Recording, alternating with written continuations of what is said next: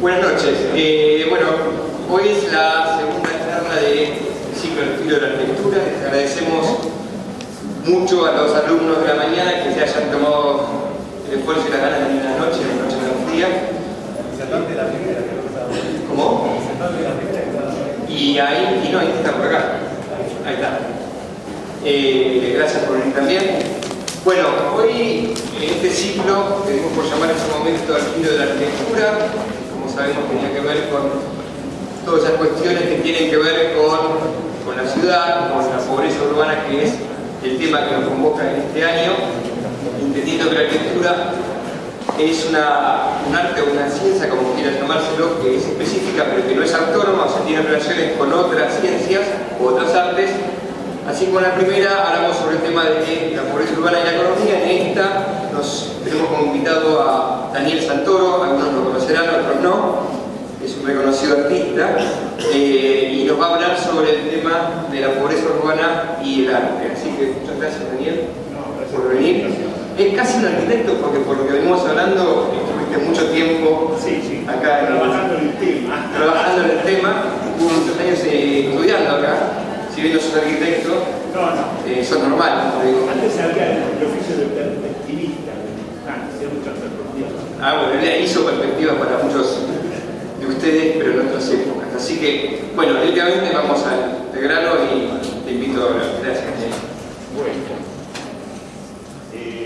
¿podemos apagar todo? Sí. ¿De allá? Con las de acá, Pablo, las de este lado.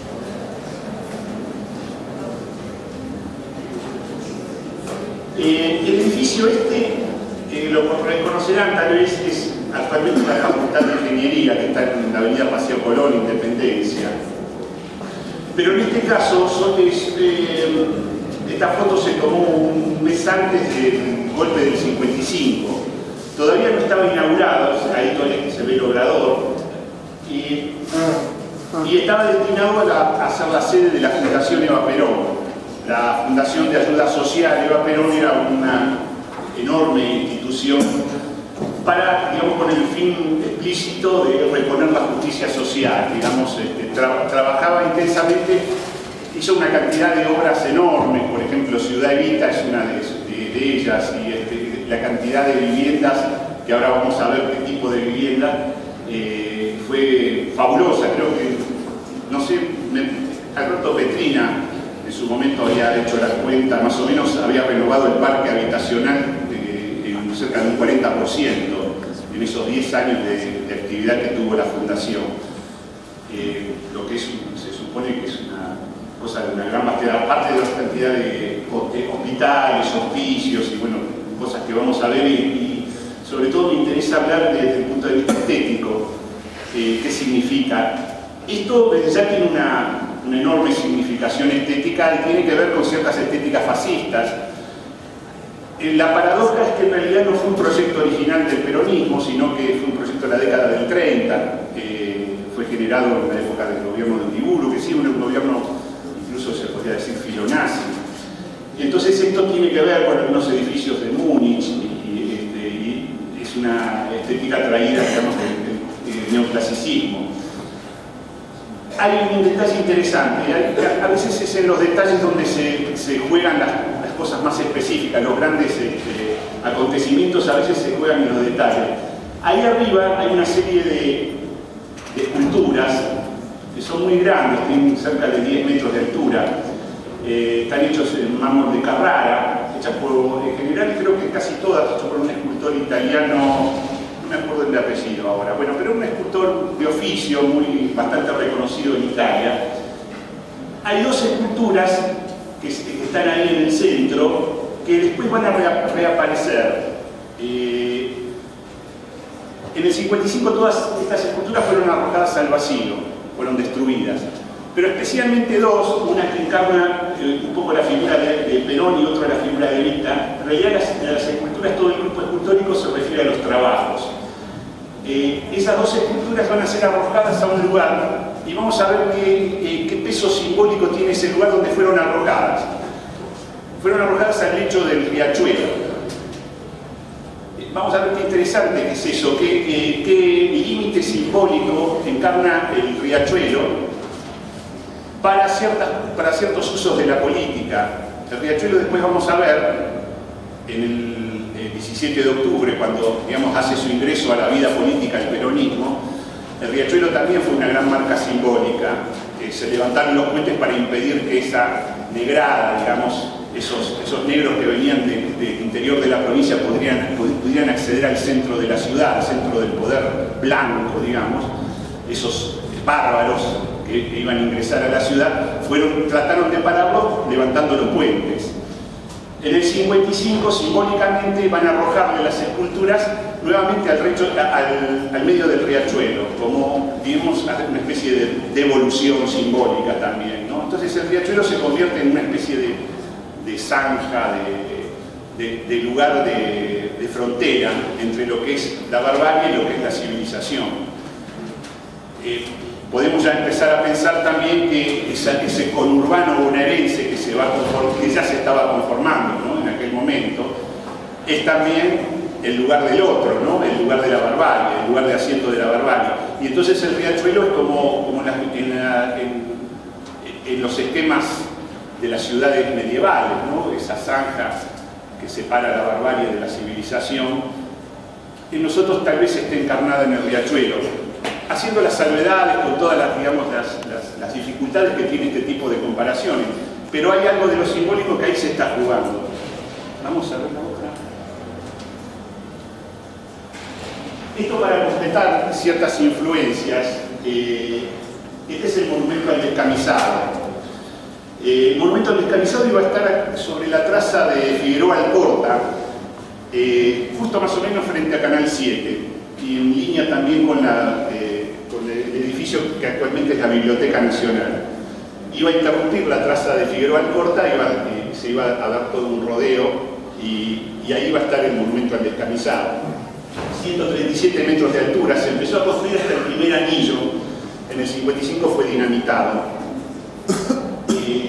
La idea es que la representación de un trabajador, el descamisado era el emblema del trabajador argentino, y iba a estar, digamos, un poco con un gesto desafiante en un entorno que le era bastante hostil simbólicamente, ¿no?, porque estaba ahí Barrio Parque, toda la zona más donde habitaba la oligarquía. Ahí se iba a erigir ese gigantesco monumento, con lo cual se iba a producir un diálogo muy interesante también, que lamentablemente no pudo constituirse. La estética acá ya es más bolchevique. En los concursos para el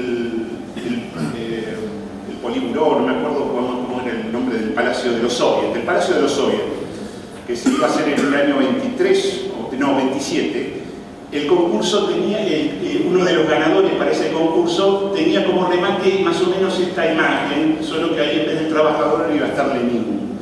Digamos, entonces, esas son las estéticas, digamos, que nutren a una primera aproximación al peronismo. Pero sigamos. Este es una estética lateral, digamos, pero es también como una especie de nota de color. Fíjense que Disneylandia se inaugura en el 55, o sea, en realidad todavía no estaba inaugurada en el 55, y en el 51 ya estaba inaugurada la República de los Niños. Fíjense qué curioso la estética que maneja, esa estética nórdica, de Castillo, de Múnich, que podemos ver en la República de los Niños, se replica un poco en la Disneylandia. Había una gran relación entre Walt Disney a través de sus películas y de un viaje que hizo Walt Disney también para esa época. Entonces seguramente se habrá influenciado con la visión de la República de los Niños. Es raro porque hoy en día parece una cosa muy poco probable que un vector de influencia estética vaya desde acá hacia Estados Unidos. En general el vector de influencia viene de Estados Unidos hacia acá. Entonces esa inversión de la dirección del vector de influencia estética me parece que es un logro, ¿no? Me parece que hay como ahí una especie de lugar interesante. Vamos a ver otra.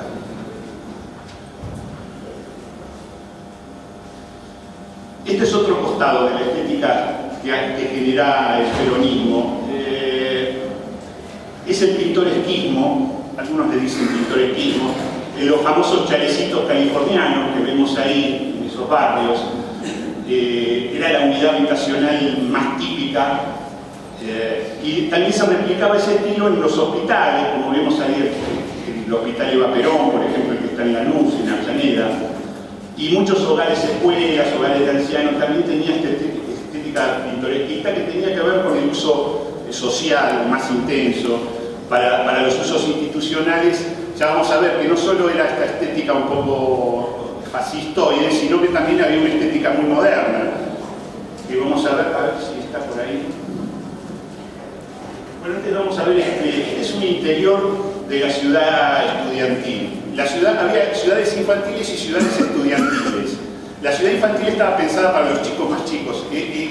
Pensemos que no era un uso de un parque de diversiones, sino que era un uso real para chicos sin padres, para huérfanos, fundamentalmente era como un orfanato, solo que bueno, tenía esta idea lúdica muy interesante. Y entonces también estaban las ciudades estudiantiles que eran para chicos en edad del secundario. Lamentablemente no está, porque esta es una foto sacada de una revista de la época. El epígrafe es muy interesante. El epígrafe decía así más o menos: para que nuestros niños pobres no tengan nada que envidiarle a los hijos de la oligarquía. Bastante fuerte, ¿no? Era un poco el lenguaje, digamos, de uso de la época, un lenguaje muy familiar para Eva Perón también. Eva Perón decía así, que no se trataba de darle a los pobres cosas de pobres. A los pobres, a los chicos que les había faltado todo, había que reponerle la justicia. Y reponer la justicia era darle a los pobres todo lo que le había faltado, es decir, darle a los pobres las cosas de los ricos. Entonces eso es un gesto muy revolucionario. Hasta el día de hoy, incluso yo creo que es una utopía un poco extraña, ¿no? Demasiado radical en el buen sentido de la palabra. Porque, digamos, ¿cómo sería esta cosa de que los que habían carecido de todo lo iban a tener todo? Y de esa manera se producía una especie de emparejamiento, digamos, de línea de largada, ¿no? Todos tenían la misma situación. Entonces los chicos más pobres, pensemos eso, tenían, por ejemplo, estas habitaciones donde el piso es de roble de Patagonia, o sea, pisos importados de madera carísima, las cortinas son de gual suizo. Entonces el gasto era enorme en este tipo de cosas. Esto es un poco lo que fundamenta después el mito de Eva Perón, ¿no? Eva Perón tuvo muchas dificultades con estas cosas, porque el gasto que generaba era muy grande. Entonces recuerdo una anécdota que me contó Castiñera de Dios, que era asesor de la Fundación Eva Perón en su momento. Y me contó Castiñera que había tenido una reunión con un grupo de empresarios, creo que era Francisco Bullrich, el arquitecto, que había traído, no sé si vive todavía Bullrich, no, me parece que ya no, pues llegó a los 100 años. Bullrich había traído, no sé si se había asociado a una empresa constructora, creo que sueca, algo así, que hacía monoblocks, edificios muy rápidos, ¿no? De construcción de cemento, con paneles premoldeados. Y entonces, claro, le parecía que traía el negocio redondo, porque todos esos, digamos, esas construcciones habían nutrido todas las periferias de todas las ciudades destruidas de Europa después de la guerra, y por supuesto estaban ampliando el mercado y estaban buscando nuevos negocios, y venían acá que estaban construyendo muchísimo, y les parecía que era inevitable apelar a los monoblocks para solucionar el problema de la vivienda. Entonces pidieron una entrevista con Eva Perón, y Eva Perón tenía la maqueta de la unidad habitacional de ese chalecito californiano, la tenía en la mesa porque se estaba construyendo Ciudad Evita en ese momento. Entonces mira a Francisco Bullrich y le dice que con lo que sale un chalecito de esos, que son chalés con techos de teja, muy trabajados con finas terminaciones de madera y demás, con lo que sale un chalecito de esos, él le podía construir 50 unidades habitacionales en una tira de monoblocks. La cuenta era imposible de decir, digamos, no se podía sustraer a semejante propuesta, 50 a 1. Y Eva Perón la rechazó. Le dice, porque empezó, digamos, una larga conversación en donde lo que quería saber era cómo se iba a ver eso, qué aspecto estéticamente iba a tener. Y finalmente lo que terminaron diciéndole que iban a ser casas de vivienda obrera, digamos, para no decir pobres, digamos, se iba a ver como casas de pobres. Y Eva Perón rechazó de plano la oferta. Y entonces, terminada la reunión, siguió con Castiñeira en una conversación y le dijo, mire, Castiñeira, la gente va al cine, ve esas casas de película, en el cine, en las películas, muchas de ellas producidas en las afueras de Los Ángeles, porque de lo que estamos hablando es de esos grandes suburbios de las afueras, sobre todo de Los Ángeles, californianos, ¿no? Y sueña con esas casas de película, y yo lo que quiero es cumplir el sueño a la gente. Y eso es un poco eso marca la estética en un gesto de cierta ingenuidad, desde el punto de vista científico, si se quiere, insoportable, ¿no? Pero desde el punto de vista social, interesante como idea. Bueno, además está decir que el mito de Eva Perón ronda en torno a este tipo de decisiones. Una cosa que tiene que ver con cierta mirada ingenua, de sostener cierta mirada ingenua en contra de las razones eruditas, ¿no? Ahí se juega otra de las cuestiones, de la estética, de la pobreza, del imaginario y demás, ¿no? Cómo se construye algo, porque algo de lo que estamos viendo acá tiene que ver con el barroco latinoamericano. El barroco no como estilo europeo, sino el barroco como construcción latinoamericana. El barroco se constituye a partir de múltiples apropiaciones. Entonces es un juego permanente de apropiaciones, por eso que podemos decir que Brasil es un país barroco, o México es un país barroco. Son países donde hay apropiaciones permanentes, y esas apropiaciones siempre son fruto de una mirada ingenua. Por ejemplo, este gesto fundacional para mí que tiene Eva Perón al elegir el chalecito californiano como emblema. Y cómo esa apropiación, ese chalecito californiano que viene de Los Ángeles, viene muy lejos, que no tiene tanto que ver con nosotros, sin embargo es adaptado y es apropiado. Apropiado de una manera ingenua, porque no tiene por qué. Por ahí habría algún tipo de viviendas mucho más adecuado para la Pampa, habría que pensarlo, ¿no? Seguramente habrá un diseño más adecuado. Pero sin embargo, se realiza la apropiación de manera ingenua y se posterga, digamos, el juicio erudito. El juicio erudito siempre viene a sancionar, siempre tiende, ustedes lo sabrán también, ¿no? Siempre hay un motivo para sacar, por ejemplo, Le Corbusier tendría motivos para sancionar a Niemeyer y decirle ese azulejo lusitano está de más, digamos, ¿por qué si la pared es blanca? Digamos, si el racionalismo festejaría una pared blanca. Sin embargo, va Niemeyer y tiene un gesto ingenuo, si se quiere, de apropiacionista, y se apropia del racionalismo y se apropia de su historia. Pone una mano en la selva, pone una mano en Lusitania y pone una mano en el modernismo europeo y construye un objeto barroco. Como es barroca, a pesar de todo también es barroca la arquitectura de Niemeyer. Y entonces ese es el tipo de construcción latinoamericana, ¿no? Ese balance entre el apropiacionismo ingenuo y el juicio erudito, y la capacidad de siempre postergar el juicio erudito, correrlo un poco, porque el juicio erudito es la presencia de la ciencia siempre es como el significante amo, ¿no? Por ahí los que estudian psicología, se han estudiado, eso es Lacan, ¿no? El significante amo está ahí, es un motor que tiene fuerza propia y que todo lo puede juzgar, ¿no? Todos nos debemos, en cierto modo, al significante amo, que es la ciencia, ¿no? Viene un médico y te dice, no, usted está gravemente enfermo. Cagaste, ¿viste? Es el médico, es el significante amo. Y hay significantes amo, bueno, en el periodismo, en todo, ¿no? Tal periodista dijo tal cosa, bueno, cagamos, ¿no? Ese tipo de cosas, viene el racionalismo en la arquitectura y te dice, no, esa pared tiene que ser blanca, cagamos, no hay azulejo que aguante. No, sin embargo, postergar el juicio erudito, es decir, no, le pongo azulejo, no solo le pongo una greca, un Barragán, la pinto de violeta y la hago mexicana en la pared. Digamos, ese tipo de cosas, ¿no? Está en Malva, por ejemplo. En Malva es un museo de arte latinoamericano, sin embargo, podría estar no molestaría en Ámsterdam, en Nueva York.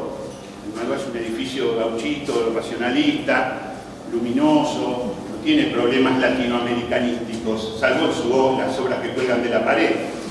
Pero si en Málaga lo ponemos en México, seguro que te lo pintan de violeta y te arman un quilombo, le hacen una greca, no sé, algo le van a, alguna maniobra de apropiación le van a hacer y te lo van a contaminar y lo van a dejar medio cachirulo para el gusto racionalista, para el gusto europeo, digamos.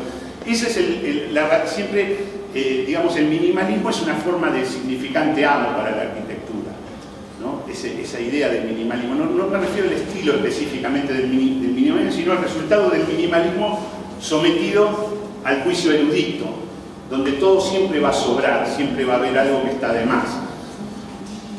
Bueno, no sé, nos fuimos un poco, pero... Bueno, dale.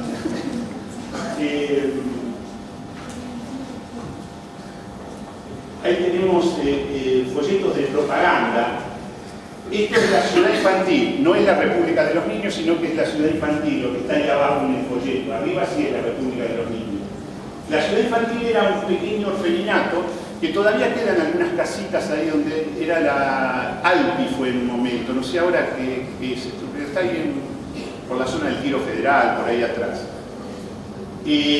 También era el lugar para los chicos más pobres, ¿no? Entonces era un hogar escuela también, que tenía como un gigantesco patio de juegos con casitas, y fíjense ustedes qué interesante, y acá es un tema también para reflexionar un poco. Hay un banco, por ejemplo, todo está en escala 1, casi escala 1 en 2, digamos, las casas tienen este alto, y son pensadas para chicos de 4, 5, 6 años. Y ahí hay un interior bien burgués, está el chico leyendo el diario, la chiquita jugando con la muñeca, pero lo interesante sobre todo es el banco. Van a un banco, también en escala, y aprenden a hacer trámites bancarios. Es una linda idea de juego. Esto se da un poco se incomoda un poco a cierta cuestión de ver el peronismo como marxista, ¿no? Digamos, con la teleología marxista, con cierta cuestión de la izquierda. Ahí está Eva Perón, la que hace este tipo de cosas. Educar pequeños burgueses, sí, porque son pequeños y son aburguesados. Los chicos manejan automóviles, aprenden con las señales de tránsito, van a hacer trámites bancarios. Entonces no se trata de la lucha de clases, se trata de una especie de sobreadaptación al capitalismo. Eso es una paradoja, porque es interesante eso. El peronismo no es la proletarización de la clase media, o sea, vamos, una tendencia que hoy en día sería el trotskismo, que tiende a homogeneizar y proletarizar todo, y bueno, y la toma del poder del proletariado, la dictadura del finalmente llegar a la dictadura del proletariado como utopía. El peronismo va por otro lado, y lo que hace es, y esto de nuevo un poco lacanianamente lo podríamos decir, democratizar el goce. El goce en el doble sentido, porque el goce también es padecimiento, pero digamos, el goce como disfrute también. Democratizarlo de esta manera, es decir, es para todos. Para los más pobres también, van a ir al banco, van a aprender, y se va a constituir, de ahí es el tema del ascenso social, cuyo escalón básico es el chalecito californiano, por supuesto. Una vez que uno llega a ese chalecito californiano, tiene garantizado una especie de ascenso social. La constitución de nuestro gran conurbano bonaerense, pensemos en Lanús, Loma de Zamora, Merlo, todos los lugares del conurbano, es en esta época, ¿no? Ahí se empieza a construir nuestro gran conurbano. Es decir, es esto, es la acción continua de este tipo de cosas, hace que ese chiquito hoy en día por ahí tenga su chalecito californiano en Lanús, ¿no? Y tenga sus hijos ya en la universidad. Digamos, ese es el tipo de ascenso social que propugna el peronismo. Ahí también hay una paradoja, una vez hablando con Dolina en un programa de radio, llegamos a esa conclusión. Digamos, el peronismo es la gran fábrica de clase media, que paradójicamente después se vuelve antiperonista una vez que es clase media. Lo vemos incluso en las elecciones después, ¿no? Entonces, podríamos decir muy fácilmente que el triunfo final de la utopía peronista sería la desaparición del peronismo, cuando todos serían clase media y todos serían antiperonistas. Digamos, esa sería un poco la paradoja que cerraría el asunto. Vamos a... Bueno, hablando del conurbano bonaerense,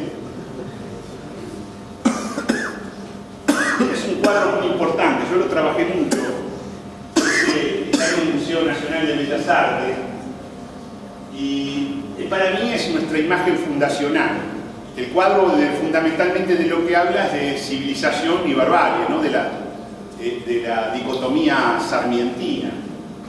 Entonces hay unos salvajes que huyen al interior de la pampa, ellos vienen del este, seguramente porque ahí está saliendo el sol, en el este. En el este están las poblaciones, hacia el oeste está la oscuridad de la pampa, van hacia el cielo cae, así como un cipayo oscuro, y van hacia esa oscuridad. Y hacia esa oscuridad se llevan todo lo que amamos, todo lo que significa la civilización. Fíjense, se pueden contabilizar casi 15 crímenes en acto, en una sola escena. Es el cuadro que más crímenes describe en una sola escena de la historia de la pintura de Occidente. Es decir, podemos pensar esto como la primer grave denuncia de inseguridad en el conurbano bonaerense también. La paradoja es que todavía no hay conurbano bonaerense, pero ya hay inseguridad. Entonces la cuestión es mucho más grave también, ¿no? Entonces vemos desde el secuestro de personas, ahí con la figura de la cautiva, hay robo de ganados al fondo, hay saqueos, hay saqueos, la iglesia fue saqueada, hay crímenes también, no se llega a ver, pero si miramos ahí, acá hay una cabeza cortada, seguramente es el padre de la cautiva, y hay otra cabeza por allá, que viene ahí pero no se ve bien, que también seguramente es la cabeza del cura, ¿no? De la iglesia. Entonces, ningún padre con cabezas, los salvajes entregados al goce pleno, ¿no? Hay ahí, en el borde del cuadro, hay un indio que lleva una petaca de cuero, una valija. Ese indio podría ser hoy en día un motochorro, por ejemplo. La escena es de devastación. Todo lo que amamos, todo lo que apreciamos, dentro de esa valija que parece ser la valija de un agrimensor, porque son esas petacas duras de cuero, ahí llevaban el teodolito. Yo investigué un poco el tema, ¿no? Entonces, porque simbólica, todo está simbolizado, los crímenes y todo. Y entonces, ¿cómo simbolizarían la razón, ¿no? La parte científica? A través de un teodolito, la medida de la pampa. Es decir, se llevan la propiedad de la tierra, en realidad, la capacidad de decir que esta tierra es mía. O sea, este cuadrado de tierra es mía. Se lo llevan también en la figura del teodolito, ¿no? Entonces, simbólicamente es muy pesado el cuadro. Va a ser violado tanto la petaca de cuero como la cautiva esa. Detrás de digamos, detrás de esta imagen está el fantasma del mestizaje también.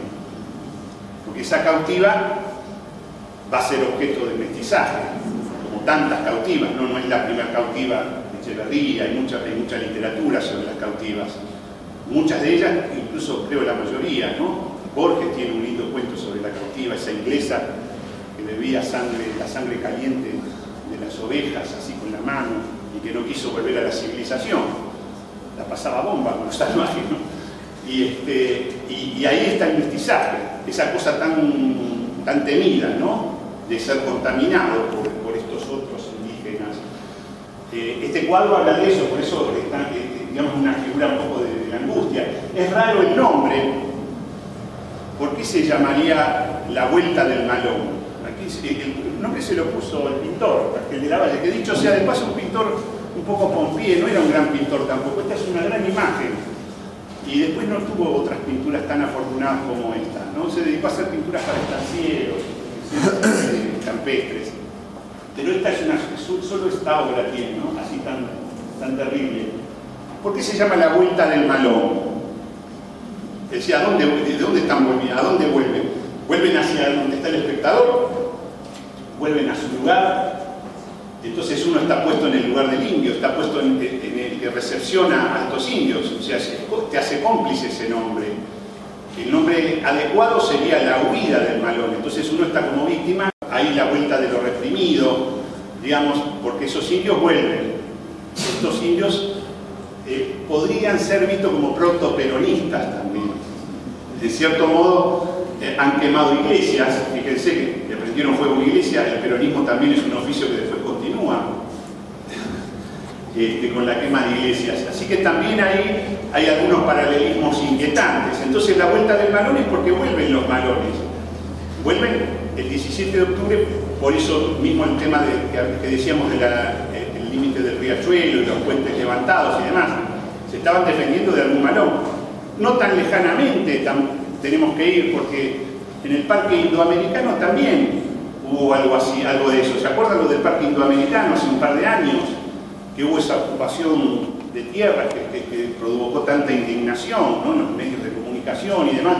Y era visto, yo recuerdo una foto en el diario La Nación donde sacaba una foto de una especie de choza que habían eliminado en esa fotografía todos los indicadores temporales, y esa foto podría ser del siglo XIX.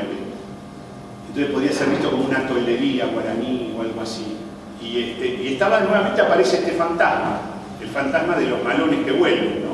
Entonces esa cosa nunca resuelta, ese diálogo nunca formulado entre civilización y barbarie es muy interesante para ser pensado, ¿no? Bueno, vamos a ver. Bueno, acá lo que pasa es que este es un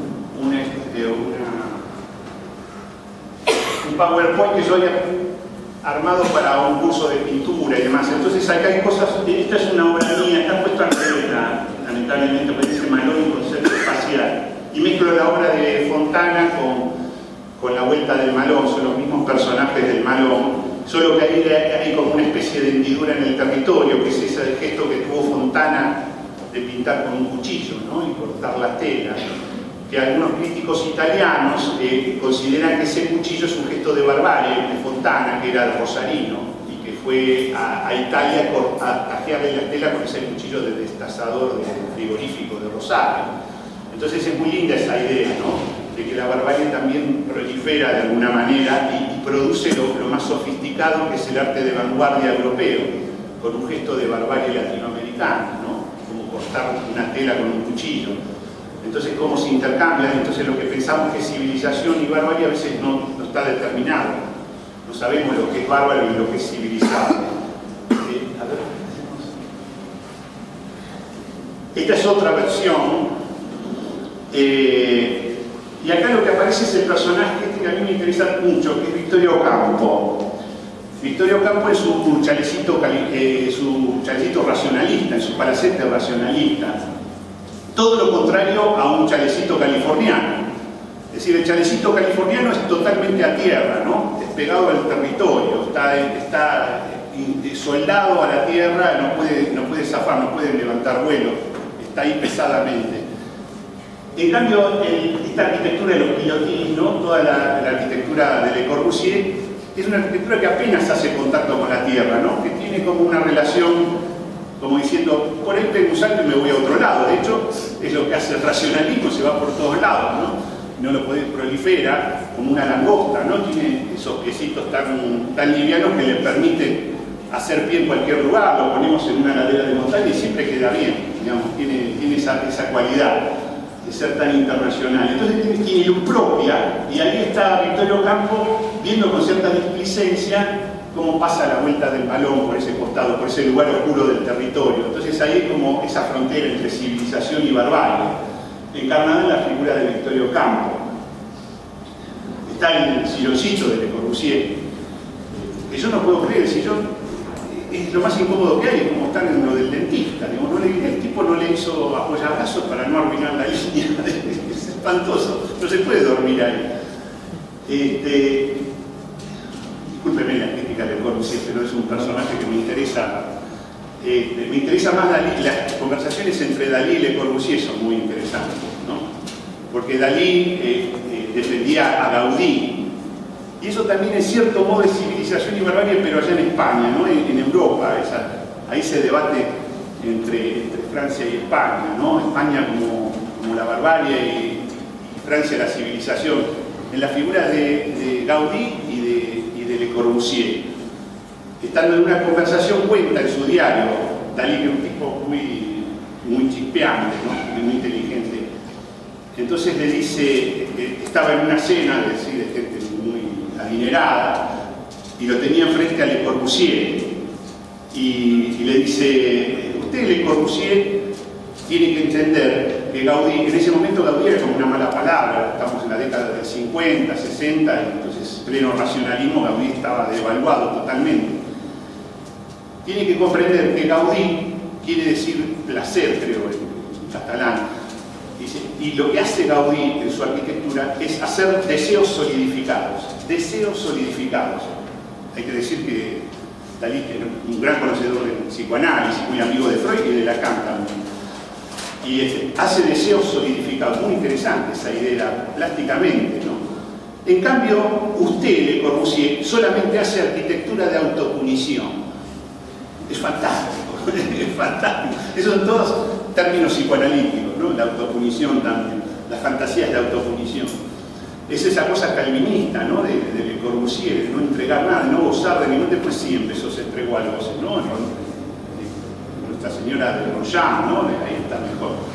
Pero digamos, cuando era un racionalista, hacía arquitectura de autopunición, como ese silloncito, que es de autopunición. Es un silloncito autopunitivo, que es bárbaro, de línea y demás, pero para dormir no sirve. Hay una cosa con Victorio Campo que es muy interesante. La mina escribe bárbaro, aparte, muy interesante realmente. Y Mauricio Cartún es un autor teatral, que somos amigos, y me mandó un texto hace un tiempo de Victoria, de la revista, creo que editado en la revista Sur, en la década del 30, principios del 30. Fíjense, una visión también de civilización y barbarie, pero en otra escala. Victoria cuenta en un texto de unas pocas páginas las penurias de un viaje que tiene que hacer habitualmente desde San Isidro, de su casona de San Isidro, al centro de la ciudad. Entonces cuenta las penurias que tiene que soportar. ¿Y cuáles son esas penurias? Tener que ver, tener que mirar y asistir a la construcción de esos adefesios hechos por nuevos ricos, más o menos un lenguaje así un poco incluso marinetiano, medio futurista, así de destrucción, ¿no? Que habría que provocar alguna hecatombe para destruirlos definitivamente, para arrasarlos de la faz de la tierra. El tipo, ese lenguaje usa, para que uno no tenga que soportar la visión de esos horribles palacetes afrancesados hechos en falsa piedra París, que uno ve regando los costados de la avenida Alvear. Fíjense qué interesante, ¿no? Ella estaba rechazando esa construcción de nuevo. Describe eso como hoy describiríamos esos horribles adefesios que se hacen en Las Vegas, no sé, o en Puerto Madero, esas especies de chateau, ¿no? Extraños, mansarda. Digamos, toda esa cosa que hoy rechazamos de construcción de nuevos ricos, que lo detectamos claramente, ya perdimos el rastro de esa construcción de nuevos ricos en esos palacios, que hoy en día es el Palacio Dubó, donde está el hotel famoso, digamos, la Secretaría de Cultura, todo el Palacio de Anchorena, todo eso que ya están establecido como nuestra gran construcción, digamos, histórica y demás, ellas eran vistos por Victorio Campo en la década del 30 como construcciones horribles, espantosas, hechas por nuevos ricos. Claro, ya estaban fuera de tiempo. Entonces, ¿ella qué hace? Hace pedagogía. Y la pedagogía que hace, construye una casa al estilo de esta en el barrio Parque, precisamente. La construye ahí en el núcleo del barrio Parque. La casa que hoy en día es del fondo, creo que la hizo Bullrich, no sé quién la hizo, Bustillo dijo. La construyó Bustillo, la diseñó un poco, eso es muy polémico, yo creo que es horrible, pero no, pues no es muy linda, la verdad que medio rara. Pero bueno, ella lo que pretendió es hacer pedagogía moderna, digamos, decirle a los nuevos ricos, hagan este tipo de cosas, vayan a los grandes arquitectos del momento, hay un cambio, y déjense de joder con los palacetes francesados, son espantosos. Es extraño, pero sin embargo, nuevamente ahí está la mirada ingenua, apropiacionista de estos que construyen Avenida Alvear y la mirada erudita, sancionadora de Victorio Campo, civilizatoria, que le hace construir a Le Corbusier. Finalmente Le Corbusier hizo un viaje apostólico así de gran pedagogía y construyó el templo acá, la Casa Corbuchet, templo de adoración así de Le Corbusier. Cosa que no hizo sospechosamente, habría que ver por qué realmente no la hizo en Río de Janeiro, que hubiera tenido más repercusión, ¿no? ¿qué pasó en Río de Janeiro con Le Corbusier? Se ve que ahí con Niemeyer y demás, ahí chocó un poco con la selva, chocó con cierta sin razón, ¿no? Acá siempre somos más volubles, digamos, estamos más dispuestos. Jauretche tiene una palabrita que se llama tilinguería. Digamos, acá somos un poco más bilingües, siempre estamos queriendo ser algo más de lo que parece que somos, digamos, pensamos que tenemos ciertos merecimientos mayores. Entonces vemos a los brasileños como una cosa un poco segundona, ¿no? Un poco inconveniente, digamos, nuestra pertenencia no es exactamente latino, o sea, la Argentina no es un país latinoamericano de Latinoamérica, y eso a nosotros nos conviene, digamos, no calificamos exactamente como un país latinoamericano. Desde el punto de vista de la pintura, dos pintores uruguayos son más pintura latinoamericana que 5.000 buenos pintores argentinos. Eso hay que pensarlo un poco, ¿no? No califica a la Argentina como pintura latinoamericana. Nuestro pintor más cotizado, si se quiere, Petoruti, que podía estar muy bien en Francia pintando sin ningún problema. Digamos, es como una especie de cubista supernumerario.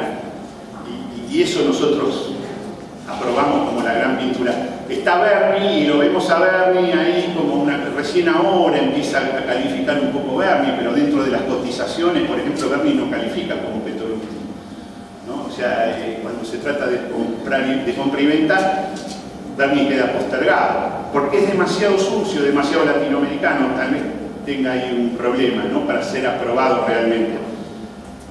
Bueno, vamos a... Estos son dibujos que hay toda una serie donde yo pongo la vuelta del Malón de terracota como si fueran esos hallazgos de los guerreros de terracota de Xi'an, en China. Entonces eso está en una excavación en el 9 de julio, aparece como la memoria, los restos, ¿no? De la vuelta del Malón en terracotas, que son versiones.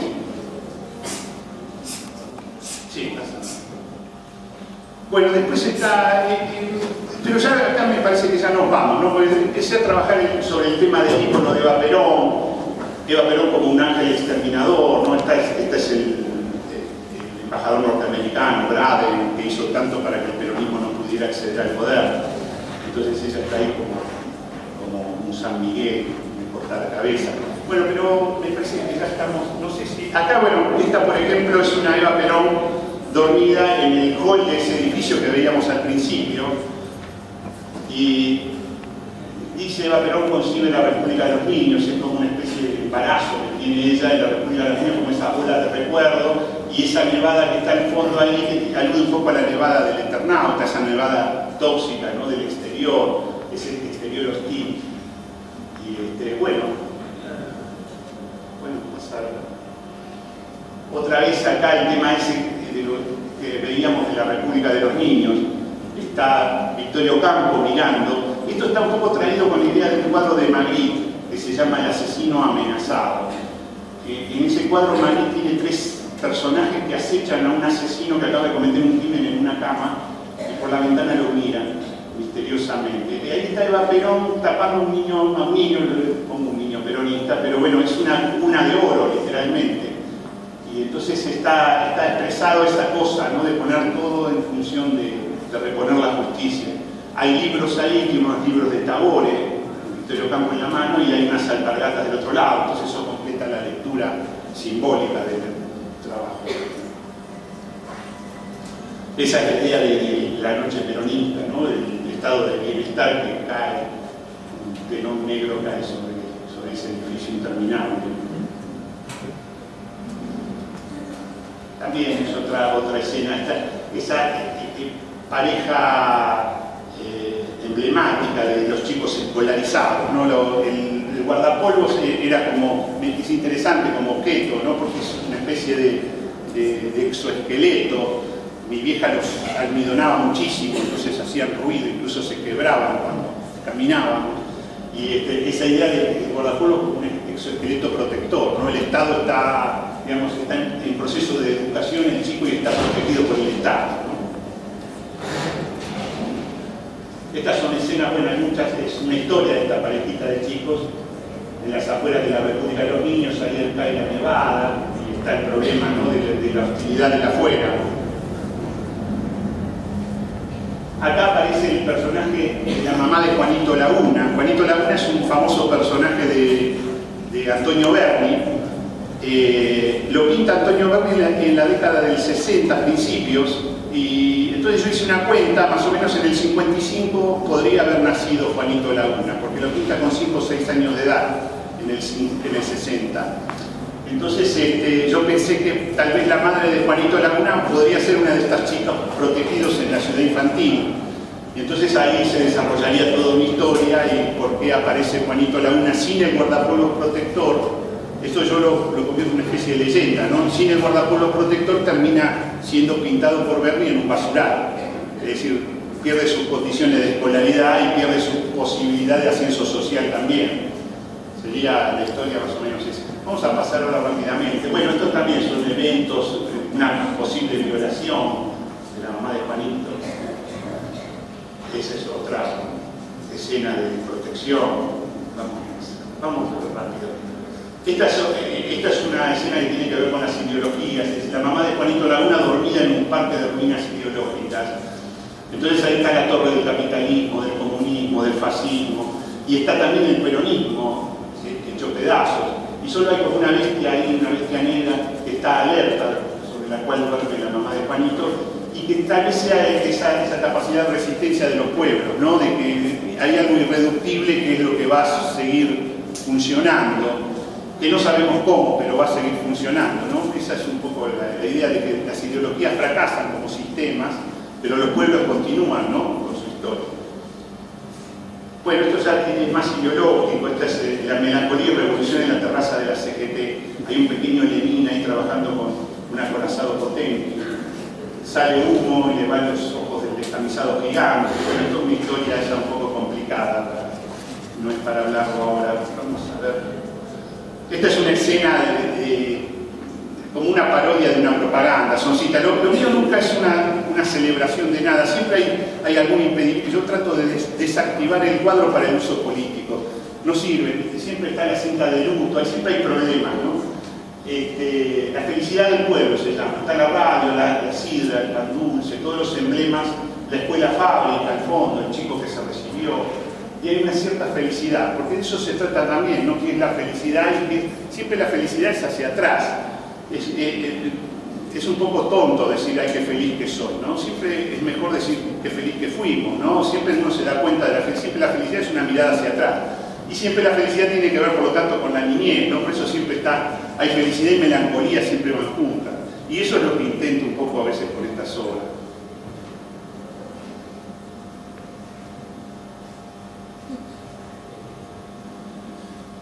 Eso también sucede en un estanque que en realidad estaba en la ciudad infantil.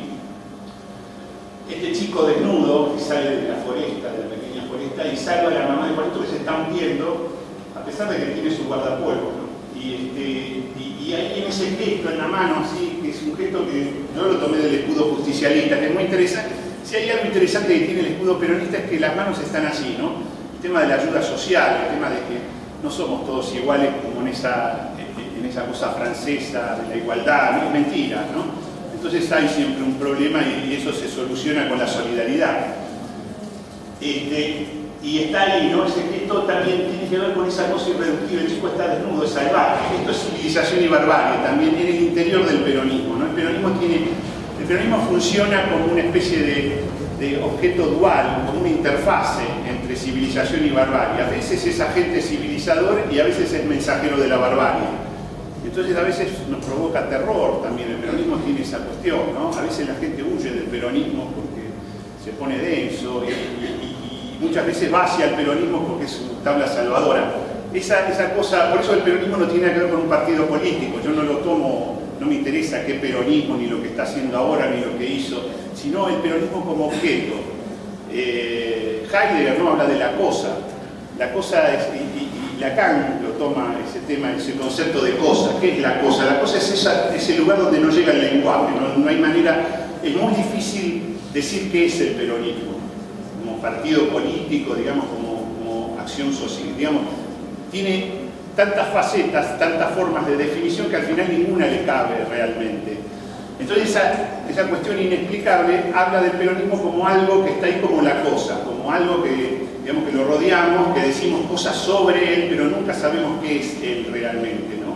Esa cuestión de la cosa es muy interesante, porque es nuestro, hablamos con Guillermo Sacomano, un escritor amigo, el peronismo es nuestro gran relato histórico. De última, ¿qué es el peronismo? Es nuestro gran relato histórico, es como la Ilíada, la Odisea para los griegos, ¿no? Eso tal vez sea más interesante sobre el peronismo. O sea, se pueden hacer cosas con el peronismo. Ahora no sabemos bien qué es. Eso, para mí, digamos, desde el punto de vista de la cultura, creo que por ahí voy, ¿no? Bueno, es lo mismo, pero con un barco. Vamos pasando. Estos también son las dos grandes instituciones, la organización obrera y la ayuda social. Eso está en la Avenida Independencia y Paseo Colón, los dos edificios. Es muy lindo, porque es un paisaje, un resto del peronismo, ¿no? Como dejado ahí en la ciudad. Y la máquina de coser de la fundación. Mi vieja era costurera calabresa, vino en el 47, y la fundación le dio una máquina de coser, una Singer, y con eso hicimos una diferencia y se pudo construir la casita y demás. Así que también es un homenaje a mi vieja. Y la cinta de luto, pero como una cinta de Moebius también, que también es el símbolo del infinito. O sea que también eso, ahí es una cuestión. Pues la cinta de Moebius, precisamente es una sola superficie, que en un momento es interior y en otro momento es exterior. Que nunca podemos determinar cuándo es exterior y cuándo es interior. Es un solo borde, uno le puede, por el borde uno puede ir continuamente hacia adentro y hacia afuera. Ese cuestionamiento también lo trabajó mucho el psicoanálisis, es ese tema de que no sabemos qué es civilización y qué es barbarie también, ¿no? O sea, no sabemos lo que está afuera y lo que está adentro.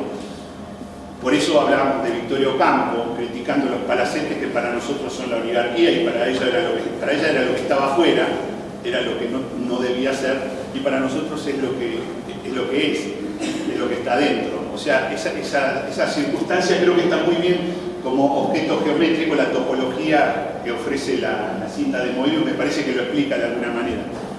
Es complicado, pero bueno. Estos son dos cuadros que fueron muy polémicos en su momento. Bueno, uno Evita castigando al niño gorila, y el otro Evita castigando al niño marxista-leninista. Son dos formas, dos visiones del peronismo, dos visiones punitivas, porque esa es la otra cuestión, ¿no? El horror que provoca el peronismo cuando ejerce el poder desde el Estado.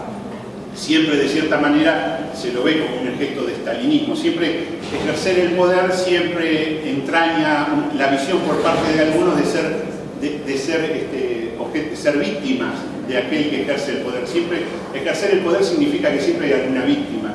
Eso es una cuestión que el peronismo provoca, siempre porque lo ejerce de una manera muy desprejuiciada, ¿no? Lo ejerce también, por decirlo de alguna manera ingenua, se apropia, hace barroco con el poder también el peronismo. Entonces arma mucho quilombo. Bueno, esos son, está tomado, todas estas son citas de la pintura también, de la pintura, de la historia de la pintura, ¿no? Esto es un poco Masaccio, ha hecho unos gritos, Giotto sobre todo. Y son los cuatro fuegos de Eva, ¿no? El fuego del corazón, la iglesia en llamas, el Jockey Club, y el fuego del parqué, que es el fuego más interesante, es un fuego racista. El parqué es, no sé si ustedes la conocerán, había una historia, una leyenda urbana que se contaba muy habitualmente. Los que son grandes lo sabrán, pero hace 30 años atrás, por ejemplo, uno iba a un asado donde había gente que estaba en contra del peronismo, y siempre se decía que habían visto cómo le prendían fuego al parqué esos negros que vivían en esos chalecitos californianos que habíamos visto antes. O sea, son unos negros que vivían en unas chozas con piso de tierra, y de pronto viene el gobierno y les regala unos chalecitos californianos. Mentira, no les regaló nunca, siempre se hubo que pagarlos en muy comodísimas cuotas. Pero bueno, entonces, ¿qué pasa? Otra vez con la psicología, disculpen, pero leo mucho a Lacan últimamente y se me prende ahí. Entonces Lacan tiene una cosa muy interesante, que habla del fantasma neurótico del goce. Entonces, el fantasma neurótico del goce es el motor de la xenofobia, por ejemplo. Siempre se enciende el fantasma neurótico del goce cuando hay un otro que nosotros despreciamos, un negro, por ejemplo, un subsahariano, en el caso de los franceses, ¿no? Que viene ahí y el tipo disfruta de algún beneficio por parte del Estado. Entonces, se activa el fantasma neurótico y dice, ese negro está gozando y yo tengo que laburar, soy un boludo que labura y este está gozando porque el Estado le tira algo, les da algún beneficio. Entonces el negro goza y yo padezco. Se activa el fantasma y se hace muy fuerte, ¿no? Entonces yo con la guita de mis impuestos le dan la asignación universal por hijo, le dan un chalecito californiano. Y entonces yo tengo que trabajar para que el otro disfrute. El otro se la pasa cogiendo y yo soy el boludo que trabaja.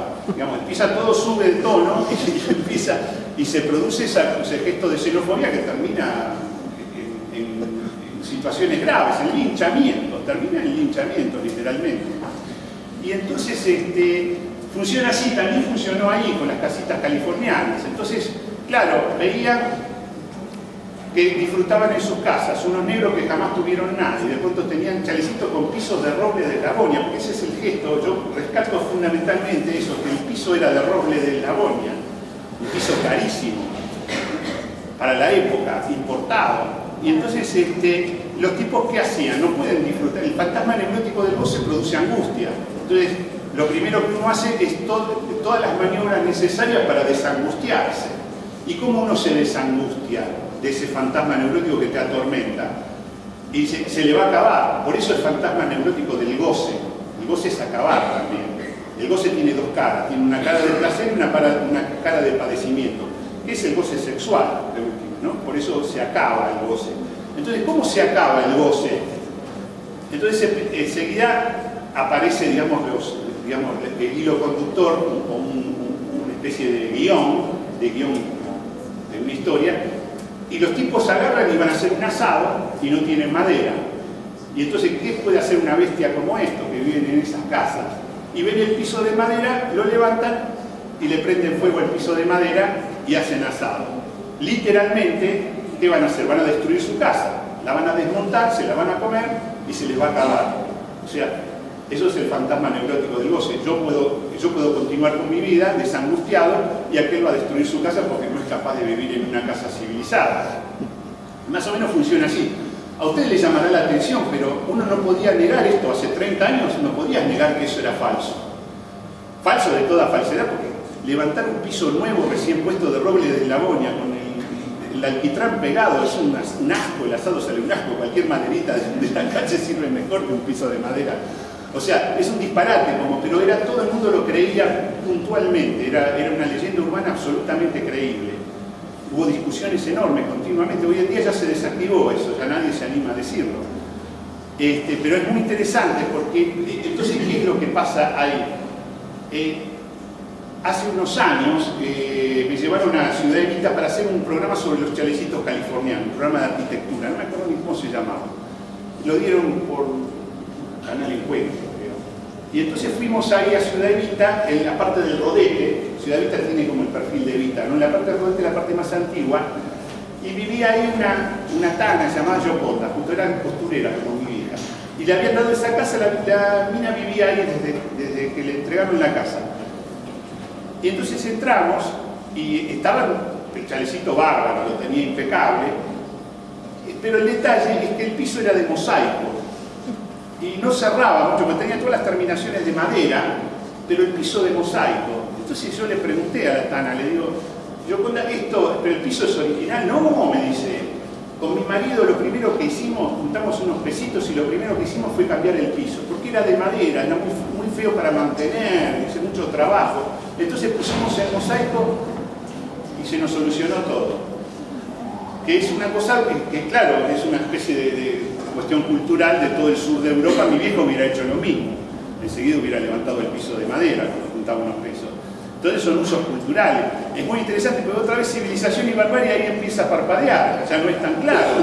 Entonces esas cosas un gesto visto como gesto de barbarie, porque es seguro que alguien pasó por Ciudad Evita con la mirada de resentimiento del fantasma neurótico, vio a alguien levantando el piso de madera, es decir, el tano que estaba por cambiarlo por un piso de mosaico, siguió caminando y vio a alguien haciendo un asado. Los negros están desmontando sus casas, se arma solos. Pero resulta que es una leyenda que tiene más que ver con la civilización que con la barbarie, ¿no? Es un poco, bueno, esto, no sé, ya Bueno, esto son cuadernos que yo hago de bocetos, entonces ahí hago una especie de cosa lombrosiana, de restos del lombroso, ¿no? Entonces sobre el tema de las caras y la capacidad de cada morfología de un rostro para cometer un delito, digamos, esa es el miedo al negro, ¿no? Sobre todo. El caso de la mucama peronista caníbal es un caso muy interesante. Ellos también, lo tomó Mary Lange, una famosa psicóloga, alumna de Freud había sido. Ella estudió estas leyendas urbanas en un texto muy interesante y armó lo que llamó el mito del niño asado. El mito del niño asado surgió después del 55, una de estas grandes casonas, imaginemos ahí de la avenida Alvear, mucama peronista seguramente. La dueña de casa sabía que la mucama era peronista, es el 55, el peronismo proscripto, los fusilamientos del 56, la mucama sigue siendo peronista. Hay un fantasma ahí tremendo, ¿no? Entonces, ¿qué terminó armando ese fantasma? Una leyenda, un cuento que se contaba de que la familia había ido al teatro, le había dejado encargado que hiciera un pollo para cuando volviera, y levantan así la asadera y el pollo era el chico, el hijo de la parejita, ¿no? Se lo había asado la mucama salvaje peronista. Y entonces, bueno, todas esas son instancias, ¿no?, de este fantasma de lo que estamos hablando. Ahí está Victoria Ocampo, la casa del fondo, allá atrás, y el peronista como una especie de centauro, ¿no? El centauro es como un animal humanizado o un humano animalizado, según cómo se lo mire, de atrás para adelante, de para atrás. Bueno, vamos pasando, pero ya pasemos. Bueno, el descamisado gigante es esa historia, yo también, es una especie de leyenda que fui armando con la idea de que las injusticias encarnándose paulatinamente después del 55 van armando un gigantesco cuerpo como un golem, que es el descamisado gigante. Es una especie de justiciero torpe, ¿no? Porque, como el golem. Y entonces produce también muchos quilombos. Vamos pasando. Esto es Ciudad Evita. Ahí está el descamisado que se queda literalmente durmiendo afuera. El chalecito californiano ya no le sirve como hábitat y el tipo se queda afuera. Y eso va a provocar mucho quilombo. Eso sería el crecimiento de este conurbano terrible, ¿no?, al que nosotros vemos como el lugar oscuro. Vamos pasando. El descamisado, como el descamisado penetra en un jardín cultivado, se llama. El jardín está ahí Borges, Victoria Ocampo, Bioy Casares y Silvino Ocampo. Son como los 4 evangelistas del suplemento de cultura de la nación, ¿no? Siempre está presente de alguna manera. Es el canon. Y el descamisado entra con una CGT en la mano, que no le sirve de mucho, pero bueno, es lo que tiene. Y ahí está, es como el negro que no está invitado a la fiesta, ¿no? Ahí está también, está Victoria Ocampo en una conversación íntima con Rabindranath Tagore. El descamisado está afuera también, tratando de escuchar tal vez, pero siempre como una amenaza. Ahí está el descamisado agarrado en una cita muy clara, ¿no?, de la película King Kong. Solo que ahí es una paradoja, porque en la película King Kong se trataba de un humano, de un gorila gigante expulsado de la ciudad por humanos. Y acá se trata de un humano gigante expulsado de la ciudad por gorilas. Serían los que están en el avión. Bueno, acá el descamisado arrasando un campo de soja transgénica. Son todas actitudes que son polémicas, ¿no? Pero bueno, vamos. El Día del Niño, ahí está un Lenín chiquito que le reclama por el goce capitalista a un niño peronista que tiene su autito, es lo que veíamos en la primera parte de la ciudad infantil. Pero él tiene un flor de acorazado Potemkin en la mano también, ¿no? O sea, también eso es un problema. Bueno, también es una ironía sobre la lucha de clases, la educación estatal, la privada. Vamos. La mamá de Juanito, embarazada de Juanito, en los últimos días, es el bombardeo de la plaza. Se llama El Último Paseo. Bueno, seguimos, vamos rápido ahora. Sí, todas esas pasadas. Esto yo hago como una especie de civilización perdida, entonces hago líneas de muebles, etc. cerámicas, el secretario de Seiza, el gabinete justicialista, son mochinerías, ¿no? Cosas así, especie de barroquismo, ¿no? Hay un biombo también, el biombo de las 20 verdades, este tipo de servicio, una funeraria también. Bueno, Eva como un jardín cultivado y como una selva oscura, ¿no? Las dos versiones, civilización y barbarie en el perfil de Eva. Este es el nacimiento de Juanito y la muerte del estado de bienestar, digamos. Se saca el guardapolvo, ya lo que Eva Perón es como un faltante en la roca. Esto sería Chapamalá, ¿no? La muerte de la mamá de Juanito. La isla de los muertos, que es una cita de Beckett, un pintor romántico suizo, es muy interesante, como el resto, ¿no? De lo que queda de anarquía, de eso que fue, en un lugar extraño. Bueno, así son versiones, vamos pasando rápido, porque estas son ya para otras cosas. Esta es una animación que estaba por hacer con una historia sobre la isla de los muertos, pero son fotogramas así de ensayo. Está hecho con muñequitos de un chico de cada museo. Eva Perón comiéndole las entrañas al Che Guevara. Este es un cuadro que tuvo en Italia, lo mostraron en Italia en una muestra de arte latinoamericano y salió en la tapa de la República como una cosa espantosa, como el salvajismo latinoamericano. En realidad es una forma de comunión. En Mesoamérica era habitual, ¿no? Comer algo digamos, del que alguien quiere apropiarse de algo, de alguna virtud, se come la parte, digamos, el sexo, el hígado, lo que sea, como para incorporar esas virtudes. Entonces también el tema de cómo circula la energía entre el peronismo y la izquierda, ¿no? La izquierda siempre abastece al peronismo, de alguna manera el peronismo vampiriza cierta energía que habitualmente en otros países la izquierda prospera porque no está esa presencia del peronismo, que siempre es esa cosa, ¿no? Que incorpora, que realiza barroco. Bueno, esto ya es otra cosa, para la parte técnica, tenemos todo el desarrollo del campo.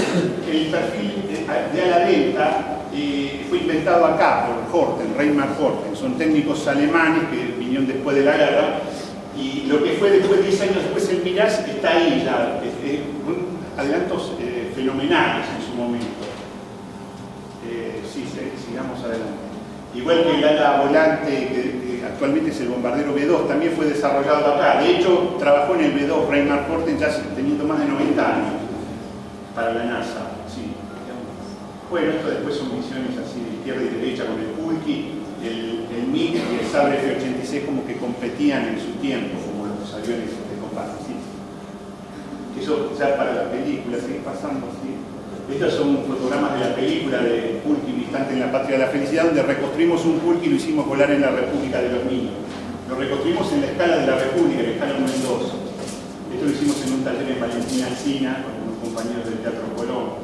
Y después, bueno, voló, pero 70 meses solamente cayó así. Fue muy frustrante, pero bueno, se cumplió lo que queríamos, porque queríamos fracasar también, porque las cosas siempre fracasan de esta manera. Lo mostramos en una instalación en el Museo Carafa. Bueno, esta también es otra. La locomotora justicialista era un gran invento, se hizo en los talleres de Tafí Viejo, un ingeniero italiano, y que después la copió la Santa Fe norteamericana. Son dos locomotoras y un taller de reparaciones en el medio. Es para grandes trayectos desérticos, de líneas ferroviarias donde no hay talleres de reparación, entonces se repara mientras anda, ¿no? Una locomotora u otra. Bueno, ¿terminó ahí? No. ¿Tenés alguna imagen del justicialista, del sport? Sí, por eso, seguí ahora.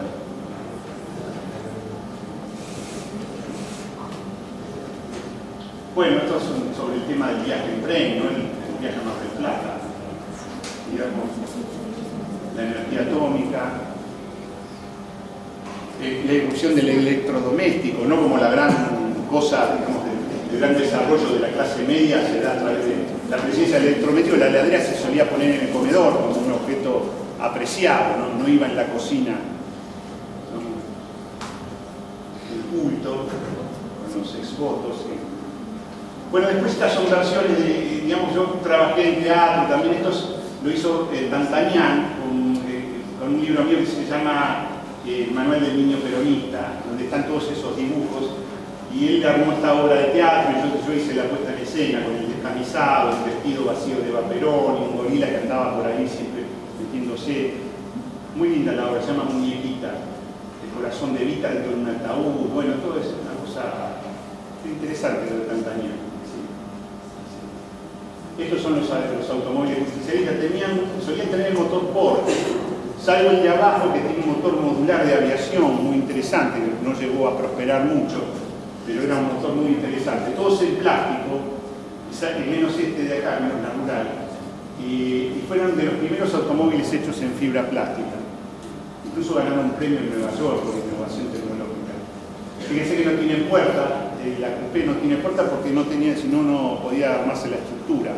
Entonces, para estructurarlo tuvieron que pasar había que subir por arriba. Por eso un coche experimental. Daniel, ¿sabés que estás al tanto lo del motor Porsche? Sí. Que lo pusieron delante y en todo lo que es el auto. Lo hacía indomable. 140 marchas atrás, pero 70 adelante se rompía. Se rompía. Sí, pero hubo varias versiones, porque uno eran bombas, no eran motor de auto. Claro. Eran bombas de máquinas. De máquinas, sí, y se adaptó. Pero el de abajo no tiene un motor modular, yo lo vi, porque después hicimos, a ver pasar, es la presentación de la película en el cine Beaumont. Ese rojo, que parece una Ferrari, ese tiene el motor modular de 8 cilindros. Son 2 módulos de 4 cilindros y era un motor que podía llegar a 24 cilindros para aviación, en módulos de 4. Y es tremendo, tiene una velocidad impresionante, lo aceleraron ahí por la avenida Belgrano y después no lo parás más. O sea, no lo doblás ni lo parás, es así como un misil. No es tremendo. Pero anda perfecto. Esa es la hija de Moucan, que es el director de la película que hizo de Evita. Fue muy linda la presentación. Esto es para Cenitran, una película un poco fallida, se dio lástima, para todo el mundo peronista, post-peronista, digamos así, apocalíptico, ¿no? Cuando ya no hay más agua en la tierra, es todo un superhéroe que pelea por el agua. Y entonces había toda una nueva generación de automóviles que andaban con agua. Bueno, seguimos pasando. Estos son fotos, digamos, para hacer la parte digital, ¿no? De los fondos digitales. Eso es una adaptación de los coches oficialistas para la película. Hicimos la parte de la terraza del Cábana, que es donde el superhéroe suele estar, como digamos, el emblema del superhéroe siempre tiene una terraza. Y entonces en el Cábana no nos dejaban filmar, por supuesto. Entonces hicimos un Cábana en estudio. Esto es el edificio de la acción social, que está en la 9 de julio, pero duplicado y como la puerta sur, que es un emblema también de la película, donde Cenitran pasa volando por ahí, por abajo de la puerta. La fundación, hay un caos total, entonces hay una misa que sube por la escalera de la fundación. Es un descontrol total, ¿no? Y estamos en manos de toda una multinacional que tiene toda la propiedad del agua. Hay medidores de agua que se pasan una tarjeta y entonces sale un poquito de agua cuando pasan la tarjeta. Toda esa tecnología está aplicada en la película, pero la película no es buena, la verdad no se la recomiendo, pero si la quieren ver por internet un poco. Esa es la clepsidra, que es un objeto para detectar agua muy abajo de la tierra, que lo tiene Cenitran. ¿Cómo se busca, Rico? No sé, Cenitran. Con Z. Aparece siempre. Que es Martínez al revés, Cenitran es Martínez. Es un cuento de, ¿cómo se llama? De Juan Sasturán, en realidad, adaptado. Ellos son los medidores de agua. Waterway es la propietaria de todo el agua del mundo. Ellos son bocetos para digitalización. Ahí está en la terraza del Cábana, Cenitran es Juan Minujín. Ahí está volando, por debajo de la puerta sur. Pasa por adelante el descamisado. Bueno, ahí estoy trabajando eso. Pasando.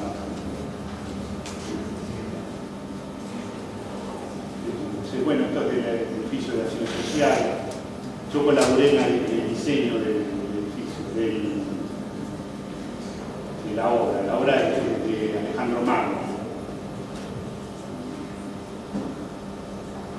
tienen el rodete la hora de la muerte, 8:25, 20:25, si se mira con atención hay una cifra secreta ahí de fusil. Estábamos haciéndolo. Eso es de Proyecto Aluvión. Proyecto Aluvión está en internet, algunos capítulos creo que están completos. Es muy linda, son 8 capítulos, sobre todo temas de mis obras, ¿no? Está el luto, la mucama, que es sobre la mucama caníbal, la quema de iglesias, las manos de la gloria, que es sobre la mano izquierda y la mano derecha de Perón, los destinos de esas manos. Evita me ama, que es sobre el culto a la personalidad. Son 8 capítulos. Algunos están muy logrados, la verdad. La mucama y la quema de iglesias son los que más me gustan. A ver, sigamos. Estos son partes de fotogramas de cuando la filmamos. Esto es sobre el luto. Acaba de morir Eva Perón y entonces el chico este, ¿cómo se llama? Nicolás Holt, hace de un antiperonista que va, en el maletín tiene una bomba y entonces se le dificulta hacer el atentado, que iban a hacer un atentado como con Hitler, ¿no? Poner una bomba ahí. Perón iba a ir a un acto al Congreso, entonces él va con la bomba activada y resulta que como se olvidó de ponerse la cinta de luto no le dejan entrar en el salón, entonces tiene un problema ahí gravísimo. Entonces es una parodia sobre el tema de la obligatoriedad del luto cuando muere Eva Perón. Ahí Víctor Hugo hace un puro ultragorila que le pone fichas a una célula especial que es la que va a hacer el atentado. Esto es una relación homosexual, esto es en el Colegio Nacional de Buenos Aires, lo hicimos en la pileta. Entonces Nicolás Puels y Juan Palomino.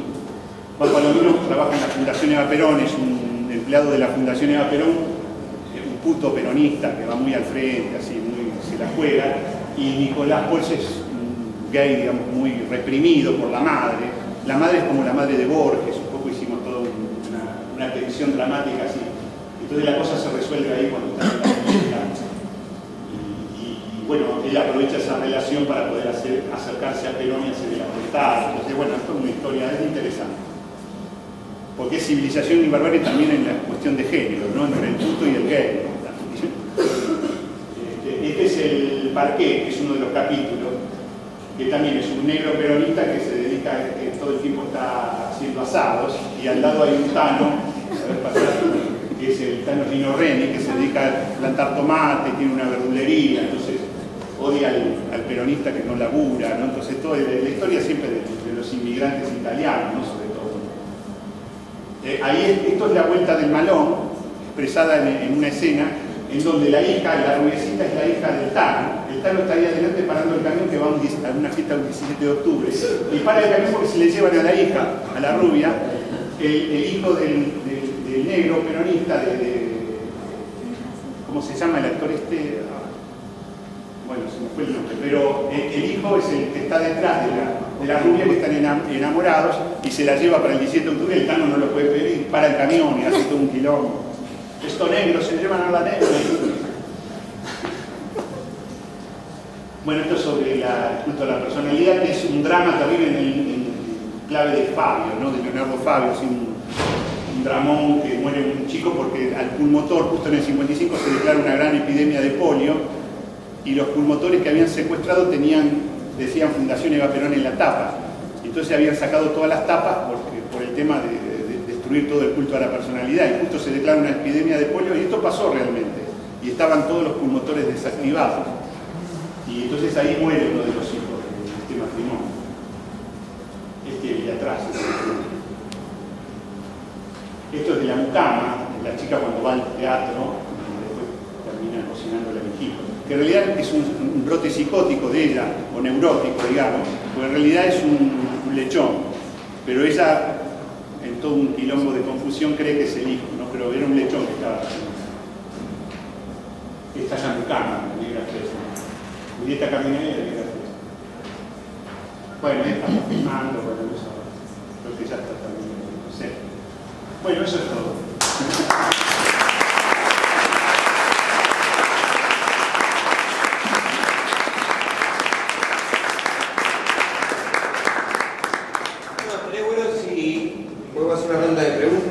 Podemos hacer una ronda de preguntas o de declaraciones, o a quién le interesaría aclarar alguna duda.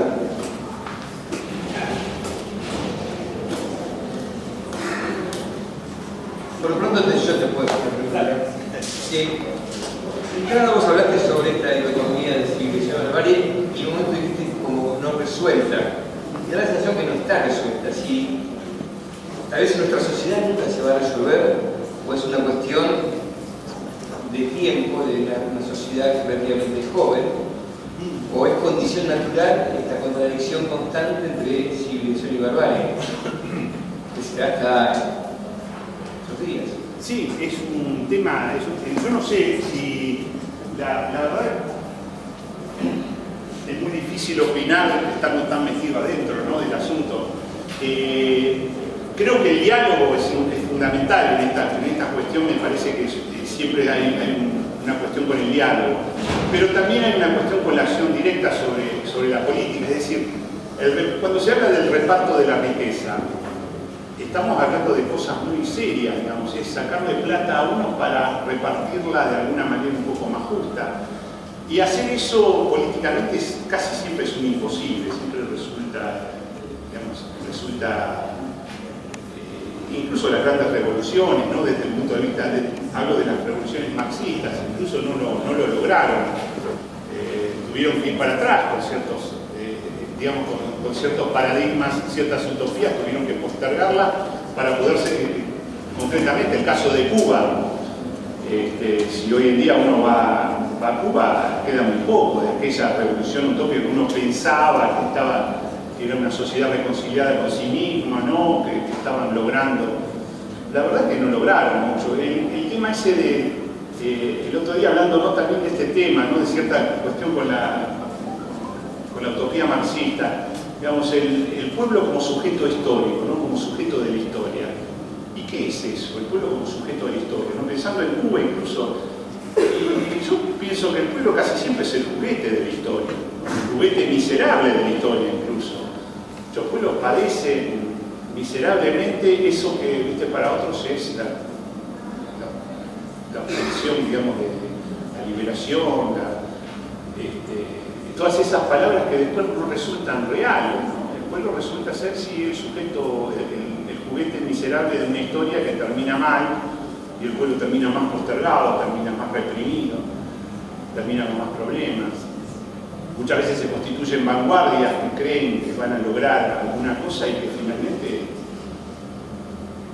traen más desgracias todavía, ¿no? Entonces es una cuestión, lo de la política es dificilísimo, no sé. Hablando de este gobierno, por ejemplo, no sé cómo, de hecho no le está yendo muy bien.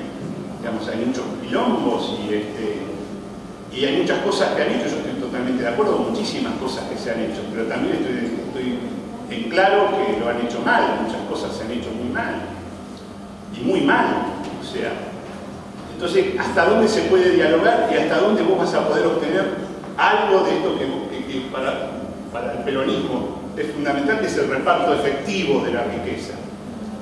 En un país que está constituido por todos esos terratenientes, ¿no? Digamos, no hablamos de rocas, no hablamos de cómo se repartió la tierra, no hablamos de cómo se constituyeron todas esas fortunas increíbles de las que hablaba Victorio Campos, ¿no?, de esos palacetes. ¿Por qué se hicieron esos palacetes afrancesados en ese momento?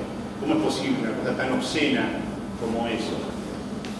Digamos, cómo se construyó la nación es una cosa extraña. Esos palacetes, por ejemplo, no están en Brasil. Brasil tiene una visión más moderna, por ejemplo, por decir algo, ¿no? A pesar de que las injusticias en Brasil son mucho más fuertes que las que podemos ver nosotros. Sin embargo, en Brasil hay otra forma de relación. Civilización y barbarie no está tan activada, esa consigna en Brasil o en México, en Colombia o en Perú, no quiere decir nada. Acá quiere decir muchísimo. Hablamos de civilización y barbarie y la entendemos de esta manera, ¿no?, rápidamente. Sin embargo, en otros países latinoamericanos está desactivada, esa consigna no es nada. Conviven de una manera, por eso producen barroco, porque conviven. Porque, digamos, Brasil se puede jactar. ¿Qué es la cumbre de la cultura? Pensemos esto, mirá que esto es interesante. ¿Qué es la cumbre de la cultura para un argentino, por ejemplo? Digamos, lo más culto, lo que podemos ver como lo más importante para nosotros. ¿Y cuánto de nosotros va a pensar que es el Teatro Colón? por ejemplo. Va a decir, no, teatro Colón. No, de hecho sí, lo es teatro. Y vamos a pensar inmediatamente en eso. Entonces, ahí estamos haciendo ahí estamos armando, poniendo el riachuelo de límite, digamos. No, nosotros, Teatro Colón, Y si uno hace esa misma pregunta en Brasil, ninguno va a decir la Ópera de Río, que no es el Teatro Colón, un teatro muy menor, ¿no? Pero, digamos, ninguno se le va a ocurrir un teatro de lírica, que es la cumbre de la cultura brasilera, es un disparate. En Brasil te van a decir, muchos te van a decir el carnaval carioca, el carnaval. Una fiesta de prostitutas, de un zarpe, de drogones, de borrachines. Eso es un emblema cultural para ellos. Para nosotros sería insoportable eso. Es como decir, no sé, la cumbia villera. O la mona Jiménez. Tendríamos ese quilombo, ¿no? Tendríamos esa imposibilidad de mundos separados. No podemos hacer barroco, o sea, ese es un quilombo argentino es que no tiene barroco, no se constituye barrocamente. O sea, no mezcla las cosas. ¿Por qué Le Corbusier vino a hacer la casa Corruchet acá? Por eso, porque somos así de pelotudos, por eso.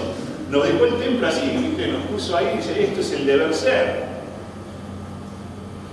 ¿Podemos cagarnos en la casa Corruchet y hacer deseos solidificados? No se digo. No sé.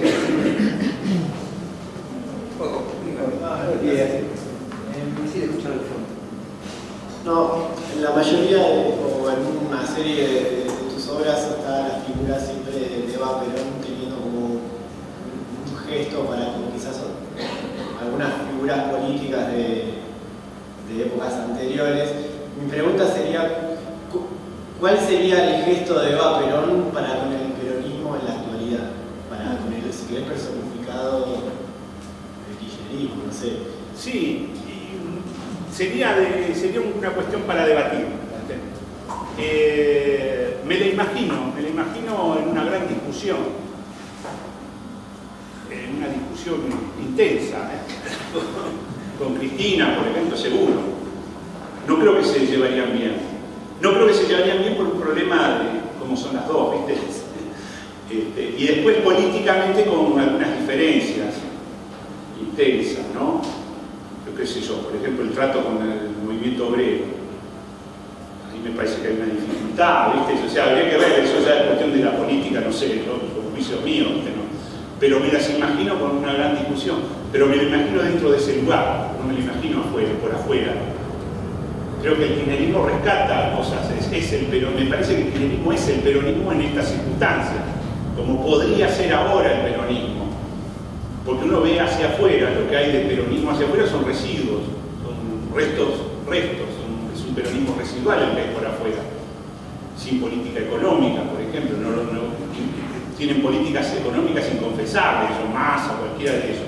No puede decir, porque va a ser lo mismo que hizo Menem, todos los que están por afuera van a ser de última lo mismo que hizo Menem, que es lo que nos está esperando. Digamos, por afuera el peronismo es como un recreo. Es decir, jugar un poquito, un rato te lo dejo el Estado, digamos, jugar un rato, pero los dueños de la pelota están ahí afuera, es el menemismo, digamos, encarnan el menemismo, digamos, no es el menemismo en sí, te digo, esa pertenencia, el sistema financiero, está esperando, entonces, o sea, si se quiere, está esperando que termine, acabe el goce, digamos, que se acabe el parqué, de alguna manera. De hecho, cada 10 años casi siempre se acaba el parqué. El peronismo dura más o menos 10 años. Después se acaba el parqué, viene el yugo, ¿viste? Te castigan duramente y entonces la gente dice, no, vamos un poquito al recreo de nuevo. ¿Viste? Ya parece algo que parece ser el peronismo, que es como el recreo siempre, ¿no? Bien un poquito. Hay un resto, digamos, en nuestras cabezas, ¿viste? Los más viejos, ¿no? Un resto que es como, digamos, la patria de la felicidad está ahí, ¿viste? Vienen los días felices, ¿viste? Que había una propaganda peronista que es como que vuelven los días felices, ahí ese imaginario está. Y hay algo de verdad, hay guita, la gastamos, ¿viste? Está la soja, la gastamos, está el oro del Banco Central, ¿no? En los 50, después de la guerra, y lo gastamos, hacemos los chalecitos, y vivimos así.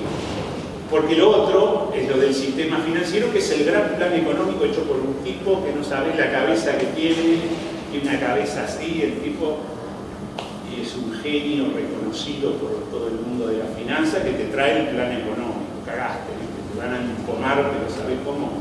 Porque el plan económico, ¿para qué se hace un plan económico? Para que fracase. Bien. El plan económico es porque falló, entonces tiene otro plan económico que seguramente no va a fallar, es decir, que está posta a posta. Y así como te van engarzando uno tras otro. Digamos, esa es más o menos la lógica cómo se mueve el sistema financiero. Mientras no, digamos, el peronismo lo que le falta, Perón tenía una desesperación por ser un planificador, por esos dos planes quinquenales, ¿viste? Que se lo siguió bastante bien. O sea, surfeaba bien, ¿no? En la última etapa, en el 54, la cosa estaba mejorando ya. Del 52 se había ido todo a pique. En el 54 empezaba así, por eso vino el golpe enseguida, ¿viste? Porque no iban a tolerar que la cosa más o menos se armara de nuevo, que era lo que pintaba para el 56. Y entonces ahí desbarataron todo, hicieron todo mierda, fueron con el Fondo Monetario rápidamente y armaron grandes planes previos, ¿viste? Todos los grandes planes económicos. El peronismo nunca tuvo plan económico, tuvo almacenero, el ministro de Economía, ¿viste? O Néstor, por ejemplo, tuvo tipo de cuarta, ¿viste? Nunca creyó en la razón del gran, ¿viste? Economista y siempre privilegió el corto plazo. Vamos a vivir ahora, ¿viste? En una sola vida, esa es la verdad. Todas las grandes ideologías tienen el tema ese, ¿no? Nos constituimos ahora, pero ¿viste? El gran sacrificio, el marxismo, ¿viste? Nos sacrificamos y después vamos a llegar a la sociedad reconciliada y todos vamos a ser todos iguales. Son generaciones sacrificadas y después, ¿viste? Los tipos terminan poniendo un McDonald's en la Plaza Roja, ¿viste? Todo para el otro. Siempre falló el peronismo, entonces el corto plazo no falla nunca, eso no falla nunca. Está la guita ahí, fin, tomate la casita, cométela, ¿viste? Hacete los asaditos, listo. Es una vida feliz. No, el tema es que dure, ¿viste? Ese es el quilombo que se le plantea siempre al peronismo, no dura, eso es un despelote. Pero como lo planteas con mucha ironía, sí, pero sarcasmo, pero no con una posibilidad de síntesis, siempre con la posibilidad de que va a volver a fracasar. Sí, eso es un tema, bueno, por eso yo no quiero meter peronismo, ¿viste? Es el tema que yo detecto que es así. O sea, a mí me gusta así, ¿eh? Por eso es bueno del Puig fracasado, ¿viste? O sea, yo creo en el fracaso realmente. No creo que pueda durar la cosa, pero me parece bien, me parece la aventura, me parece bien, y me parece que el peronismo si hay alguna cabeza que pueda pensar en el largo plazo también. El tema es privilegiar el corto plazo y pensar en el largo plazo, que es lo que hacía Perón, lo que pretendía Perón. Perón no era ningún boludo, ningún, ¿viste? Improvisado, eso era un tipo interesante. Y entonces se lo planteó seriamente, el tema ese con los planes quinquenales, industrializar en serio. Y ahí se produce un gran quilombo. ¿Qué pasaría si gana el peronismo, digamos, si el peronismo revive, gana? Todo el mundo sería peronista. O sea, inevitablemente el mundo sería peronista. Si esto del peronismo funcionara realmente, el mundo entero sería peronista. ¿Por qué el Papa es peronista? Vamos a decirlo claramente. El Papa es peronista, en serio. Yo lo conozco un poco, ¿viste? Y es peronista. Tipo, todo lo que dice Amelia Podetti, viejos militantes de Guardia Hierro, donde yo militaba, está citando permanentemente todo lo que está haciendo, todo lo que dice, todo lo que está haciendo en la Curia. Ahora, por ejemplo, en la Curia nadie lo sabe esto. La Curia nombró a uno que era de la brigada de Guardia Hierro, de un curita de barrio que se hizo cura de grande, ¿viste? Estaba casado y todo, después de un viudo y se hizo cura. Una torrente ahí de Merlo, creo que Vázquez se llama. Y lo nombró obispo, o sea, un tipo que jamás nadie podía sospechar, pero ni por las tapas, un curita de Merlo, y lo nombra obispo, lo mete en la Curia, o sea, está metiendo literalmente la negrada en la Curia. La Curia es tan desesperada que se está cascoteando el rancho de una manera tremenda, y está haciendo eso puntualmente, con una estrategia militar. Entonces está haciendo peronismo, está metiendo eso. Está destruyendo todo el palacio de los príncipes de la Curia, ¿no? Toda una cosa capturada por la oligarquía de una manera tremenda. Y los está destruyendo. Eso es peronismo puro. Eso es una forma de democratización. ¿Llega la elección del Papa por error? Según cosas ya estaba desde hace un año antes, lo había arreglado con Ratzinger. Ratzinger era un tipo interesante, un inepto total, como rata de biblioteca, no podía manejar el triciclo. Por eso lo nombran a Ratzinger, pero un tipo con mucha cabeza. Entonces lo agarra y le dice, como había salido segundo, arregló, se hace todo. O sea, el Papa es la venganza de Ratzinger. El otro se está cagando de risa ahí. Reza y se caga de risa Ratzinger. Y él está laburando en serio. No, es una cosa interesante. Y siempre el peronismo tuvo que ver con el cristianismo. Fundamentalmente es un gesto de cristianismo, lo que es el gesto de la solidaridad, de la justicia social. Es así, no marxista, ese es el tema. Lo raro del peronismo es que no es marxista. Pero todos los postulados de una izquierda marxista lo contienen el peronismo. Entonces eso es un objeto interesante de la política. Así que bueno, qué sé yo, pero es muy difícil. Yo lo veo muy difícil, muy complicado. La gente se confunde mucho. El tema de los medios de comunicación es fundamental. Te venden cualquier cosa, pero cualquier cosa. Construyen famas, destruyen a la gente de una manera increíble. La manipulación de los medios no tiene nombre. O sea, el poder de los medios es impresionante, es el verdadero poder. El poder financiero y los medios son las dos cosas que manejan absolutamente, hacen lo que quieren. Entonces, ¿cómo haces con eso? Ahí es una batalla mal dada por el kirchnerismo, una batalla pésima contra Clarín, todo mal hecho, un mamarracho, hicieron un mamarracho tras otro. Perdieron miserablemente, ahora están ahí, lo único que lograron es poner a Paca en la nariz, una pelotudez, así. Nada más. De joder, si en la batalla principal tendrías que haberlo destruido absolutamente, no lo pudiste hacer, y bueno, ya está, perdiste. Estás a merced ahora, no es un problema. Pero es muy difícil, es muy difícil. Quería preguntar si tenías que hacer una pregunta en relación a lo que vos hablaste, en relación a lo que escuchaste, ya que te viniste para acá. Eso me parece que está bueno, que es un diálogo, la idea era un diálogo y no tanto incluso erudito. A mí me interesa, digamos, mucho lo económico y lo político, pero a vos me da ganas de preguntarte cosas que tienen que ver con nada que ver con lo económico. Espera, muy fuerte porque allá no te escucha. Sí, ¿no? Ayer hablábamos con Dani de algo que Daniel estuvo viajando ahora por algunos lugares. Ayer yo estaba hablando con Daniel de algo que a mí me sorprende mucho, que es por qué en Argentina nos acostumbramos tanto a la fealdad urbana. Y, digamos, como vos no sos un artista de la... o por lo menos lo que yo percibo no es un enamoramiento de la plasticidad en términos de lo fácil, lo bien dibujado, sino en otro contexto, me interesaba pensar si cuando vos ves, por ejemplo, no sé, el festival de cartelería repugnante que tenés en el centro de Moreno, vos ves digamos, una especie de crisol de ideas y de representaciones populares y ves la magia del malón o ves el asco que veo yo. No, porque yo veo un asco repugnante. No juzgo eso. Mira, ahora se me ocurrió que no use la cartelera y... Es un extremista, mirá. Esta casa... No, más o menos, así.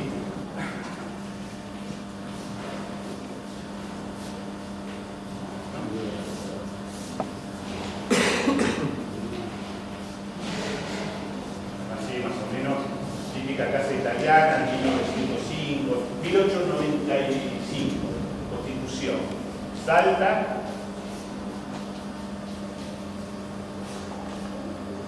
La típica puerta, ¿viste que no sirve la puerta esta? Es así. Una vez vino el gordo Panoso, el ex gordo Panoso, ¿viste? Que es el crítico que hace el Baficio. Y ahora está 3 veces menos de lo que era Panoso. Macarudo, ¿viste? Vino a casa a ver una película. Entonces, y yo no pensé, ¿viste? Yo tengo una casa así, esta no es mi casa, ¿verdad? Tengo una casa parecida y tengo la puerta ahí que no se abre bien la otra, ¿viste? Y no pasaba. Una cosa de loco, tuvo que parar como si tuviera un papelón, ¿viste? Y tuvimos hasta que pudimos abrir la otra hoja. No, es un desastre la puerta. Bueno, pero solo el típico, ¿viste? Italiana, la casa italiana, ¿no? Y esta es la casa de los viejos, ¿eh? construcción. Era medio de inquilinato, después fui comprando todo y nos quedamos con la casa, ¿no? ¿Qué hizo mi viejo? Esta es la casa del puntano del norte. ¿Ya? Eso significa el mismo error, pero en Italia. Puntano del norte hace este tipo de casas, arquitectos o constructores que venían, ¿no? No me acuerdo el nombre, no era muy conocido. Y son muchas de estas casas así en la zona sur. Hacen estas casas parodiando un poco los palacetes italianos, con una nueva copia que la vieja casa la Domus Romana Humanitaria, todo ese entorno, ¿no? Porque había otra acá al lado, ¿no? Hacía la pared separadora en el pasillo de la casa Chorizo que quedaba, ¿no? A partir de saben eso más o menos, ¿no? Entonces, bueno, era así tal cual. Entonces, estaba esta casa así, salta 1300. Ahora está acá en el 13. ¿Qué hizo mi hijo cuando juntó unos pesitos? En vez de quemar el parque, pero se mandó la ayuda. ¿Qué hizo? Bajó los techos. Una cosa espantosa lo que fue. Entonces, claro, bajó el techo acá, hizo una losa por acá, más o menos. Tenía el coronamiento enorme, ¿viste? La casa por atrás hacía así, tenía la terraza, ¿no? Más o menos acá la terraza.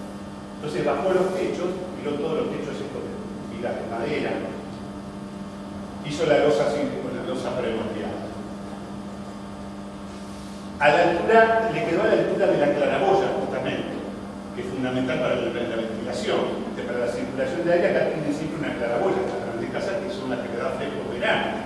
Entonces anuló toda la claraboya, la casa se puso caliente en serio, el verano te cagaba de calor. Pero no conforme con eso, ¿qué le hizo? Le hizo las ventanas, le abrió un poquito así, le hizo la ventana con la persiana de subir y bajar así, modernísimo, década. Todo esto se hizo en la década del 60, 70. Todas estas cosas sucedieron entre el 60 y 70. ¿Quiénes son los que hacen esto? Los tanos del sur, sicilianos y calabreses, de Basilicata, ¿viste? De todo el tipo de cosecha, ¿no? Todos los parientes, todos tenían casas de estas y todos se hicieron así. Le pusieron la ventana, le horizontalizaron la ventana, que era vertical. ¿Por qué? Porque había algo del racionalismo de esto es la peste de Le Corbusier, que le llega a los tanos del sur de esta manera. Pero hay una cierta contaminación racionalista que le llega a los tanos y le hace ver que poner una ventana horizontal, así con persianita, es moderno. Y la casa se vuelve moderna y tiene onda, entonces por supuesto la puerta se achica, acompañando el movimiento de la ventana. Por más que la cosa no queda muy, pero la casa estaba moderna a full. Adentro quedaba igual la casa de Chorizo, pero mutilada, sin ninguna claraboya, o sea, inutilizada, la casa quedó costosa. Pero la idea del Tano, ¿qué era? Que arriba podía construirse. Entonces, los hijos iban a poder vivir ahí. Entonces, esto es de la barbarie del sur de Italia en contra de la civilización del norte, que hacían estas preciosas casas, ¿no? Que hoy en día vemos como reliquias. Hoy se recicla la casa, nadie se lo ocurriría hacer. Pero en la década del 60 era la única forma. Pero, fíjate vos qué pasa con eso. Pasaje Moisés Levinson, lo tienen en Pompeya. Al lado está la iglesia de Pompeya, así el pasaje está acá al lado. La iglesia está acá está el pasaje, tiene una cuadra, dos, así sale y termina acá. Moisés Levinson. Todos tanos todos, Pompeya, el corazón de Pompeya.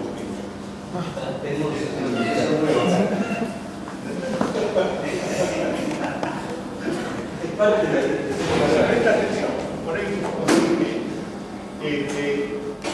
corazón de Pompeya, Tano, todos italianos, década del 60 también, les va bien a ellos, con caduleros, todos comienzan a tener unos pesitos. ¿Qué es lo que hacen? La perspectiva del pasaje no se te empiezan a aparecer casas como esta, las cortan literalmente, quedan las dos ventanitas, ¿no? La tipología esa, y diversas, incluso con formas arriñonadas. Aparecen balcones voladizos en la terraza. Algunas casas hechas totalmente nuevas, ¿no? Siempre con un balcón voladizo de distintas formas en las terrazas. Ustedes van por el pasaje Moisés, es una tipología totalmente no reconocida por la academia, digamos, que debería ser reconocida. Eso es barroco, eso sí que es barroco, eso está muy bien. Esto también es barroco, ¿no? Pero esto es una tipología genial, porque no solo eso, tiene la historia del fracaso de la institución familiar detrás de esto. ¿Por qué? Porque todos estos tanos hacían su casa y la terraza la veían como el futuro hábitat del hijo, o de los hijos o de las hijas. Entonces ya preveían que el balcón, porque como todo esto se contamina unos a otros, ¿viste? Tiene sus envidias, sus cosas, entonces cada uno hacía su balcón más pretencioso, incluso estos balcones así, las losetas hacían la construcción así con las losas salerizas, e incluso le cambiaban la dirección de la losa para poder hacer el balcón continuado con el premoldeado. Y vayan al pasaje y vean todas las personalidades una detrás de la otra. Ningún tano logró construir el primer piso con el hijo viviendo arriba. Ninguno. Todos fracasaron y quedaron las casas así con el balcón saledizo. Y nunca pudieron recepcionar al hijo. Es interesante eso, ¿no? Es una linda historia. O sea, esta arquitectura contando también una novela familiar. Todas estas son novelas familiares. Ningún tano logró poner al hijo sobre la terraza. Es muy extraño eso, ¿no? Qué gratos. Pero me parece que no le contestaste. Vos en verlo, una cosa espantosa que lees. No, por eso contesté así, porque el tema es ese. Yo no veo que sea espantoso. O sea, esto a mí, que uno puede verlo como una defensa, esto es ridículo. A mí me parece encantador. Me parece que es algo eso. Te das cuenta algo, ¿viste? Me parece que hay que verlo por ese lado, no por una estética, porque no sé qué es la estética actualmente, no sé si es lindo o feo una casa, ya no sé, ¿viste? ¿No? Me parece que incluso esto, que es abominable, tiene un encanto, ¿viste? Porque alguien tomó decisiones ahí muy interesantes, porque pensaba cosas, porque quería ser moderno. Un tano verdadero quería ser moderno, que hace eso y bueno, hay que ver, ¿viste? Quiere ser moderno, ¿por qué no puede? ¿No? Entonces, alguien arruinó una casa que estaba buenísima de arte, pero creó un género, o esto es un género nuevo. Entonces ahí se debate el tema de la estética. No sé si es importante la estética, no sé si hay que sancionarlo a este porque hizo esta barbaridad. Si no, hay que mirarlo con atención y decir, bueno, si yo pongo una cámara en el pasaje de Moisés Neveson, yo estoy en Argentina seguro, o sea, eso es identidad, no me puedo confundir jamás. Yo meto una cámara acá, eso está filmado en el pasaje de Moisés Neveson, porque esos son los restos de cómo fracasó una generación de italianos emprendedores, ¿viste? Para construir un núcleo familiar. Es una linda novela, o sea, es lindo, o sea, es inspirador. Son balcones a la nada, ¿viste? Son balcones que son apuestas, hay gratuidad ahí. O sea, es una casa con un balcón que no prospera, ¿viste? Bueno, el balcón está. Mi intención estuvo, ¿viste? Hay una cosa de costar, una apuesta perdida, lindo eso. No es especular, no es de Corbusier, no es autopunitiva la arquitectura. Sobran cosas, ¿viste? Hay balcones de más. Tenemos balcones, ¿querés balcón? Toma balcón. Bueno, no sé si alguien más quiere hacer una pregunta. No, dos cosas, Dani. Me quedaba pensando que los hijos... Los hijos de los que viven en el pasaje Levenson vienen a la facultad y le dicen eso está mal, ¿no? Porque Le Corbusier y todo esto. Entonces, por ahí es como esa, no sé si contradicción, ¿no? entre todas las historias que hay detrás de eso, y a veces un modo. Yo cuando hablaba de Le Corbusier, hablaba de los medios, pensaba que como Perón, mucho de eso asomó en un momento donde había una radio, o sea, los mensajes eran únicos. Por eso perduraron tanto también, me parece, ¿no? Entonces, la verdad es que para la arquitectura nosotros no lo hacemos con ellos, porque nos queremos liberar de esos mandatos pero mucho de nuestra formación estuvo muy impregnada de ese deber ser que vos comentás, y que cuando el hijo de esas casas viene acá y dice esto está mal, es así, ¿no? Como si fuera una imposición de... Pero eso era un comentario. Tuve hace poco la posibilidad de circular por el riachuelo adentro y vi el Coloso, creo que es una obra tuya. Por ahí, como empezaste con el riachuelo, en un momento pensé que ibas a pasarle más cerca. Eso quedó ahí. Lo hicieron una fábrica recuperada, lo hicimos con Alejandro Marmo en realidad. Él tiene un grupo de arte que se llama... Si querés, para que sepan. El Coloso de Avellaneda es una especie de descamisado gigante que lo quiso hacer la Municipalidad de Avellaneda. Y bueno, entonces me llamaron para... Yo hice el diseño, tiene 15 metros de alto, está hecho en hierro, y está justo en el riachuelo trayendo el retrato de Eva Perón hacia Buenos Aires, digamos, como a punto de cruzar el riachuelo. Esa es otra cuestión con el tema de la Vuelta del Malón. En la Vuelta del Malón está la cautiva que se la llevan a la toldería. Se va a realizar el mestizaje y demás. Lévi-Strauss, que es un gran etnólogo,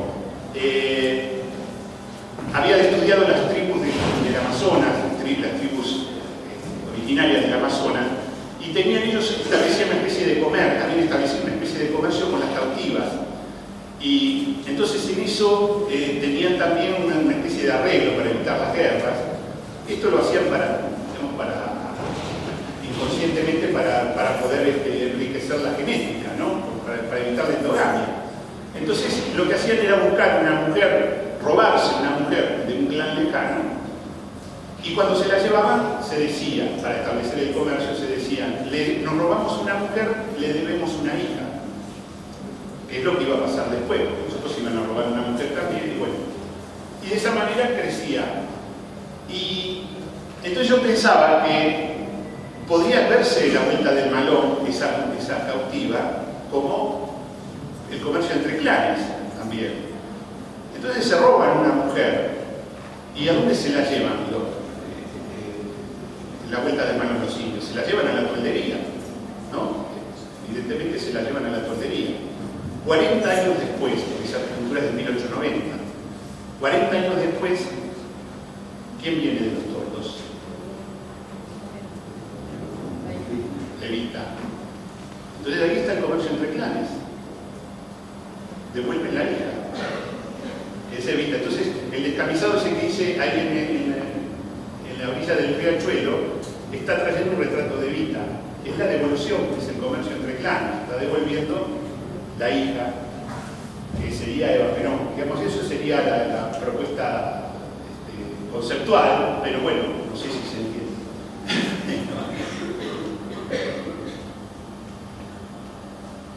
Bueno, parece que ya estamos. Muchas gracias, Daniel. Y gracias a todos.